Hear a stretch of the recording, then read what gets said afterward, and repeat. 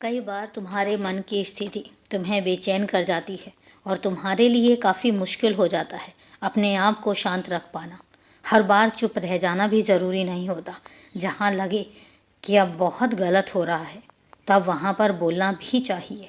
हर जगह चुप रह जाना सही नहीं होता और मैं तुमसे कहता भी नहीं हूँ कि हर जगह तुम चुप रह जाओ। लोगों को लग जाता है कि तुम खामोश हो गए तो हो सकता है कि तुम डर गए हो, पर यह बिल्कुल भी नहीं है। कई बार तुम्हें ये साबित करना होगा कि तुम डरते नहीं हो, बल्कि तुम लोगों की कद्र करते हो और कई बार इसीलिए चुप हो जाते हो। और किसी को भी इस गलत फहमी में नहीं रहना चाहिए कि तुम अगर चुप हो तो इसका मतलब कि तुम डर गए हो। तुम्हें अपने लिए आवाज़ भी उठानी चाहिए। मैं हर जगह तुम्हें चुप रहने के लिए कभी नहीं कहूँगा। जहाँ लगता है वहाँ पर आवाज़ उठाओ और अपनी बात को पूरे तरीके से और अच्छे सलीके से रखो। और फिर चिंता क्यों करते हो? तुम्हारे शब्दों का चुनाव मैं करवाऊँगा। मैं ही आवाज़ भी बनूँगा और तुम्हें ताकत भी दूँगा, क्योंकि मुझे ज़रा भी पसंद नहीं है कि कोई मेरे बच्चे को कुछ भी गलत कहकर चला जाए जब उसकी गलती नहीं होती है।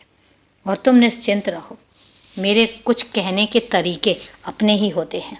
तुम्हें ज़िंदगी और ज़िंदगी का महत्व समझाने के लिए जब मुझे लगता है कि अब तुम्हें समझाने की ज़रूरत है, मैं तभी तुम्हारी ज़िंदगी में और तुम्हारे कार्यकलापों में दखल देता हूँ।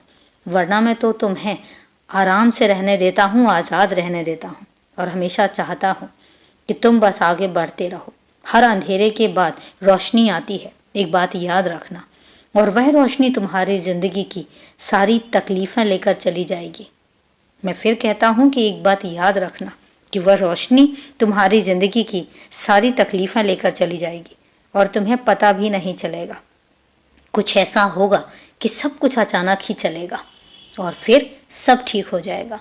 और मेरे होते हुए तुम्हें परेशान होने की बिल्कुल भी ज़रूरत नहीं है, क्योंकि जब सब कुछ मैं करता हूँ तो सब तुम्हारे ही भले के लिए होता है। और अभी के लिए शुभ रात्रि मेरे बच्चे।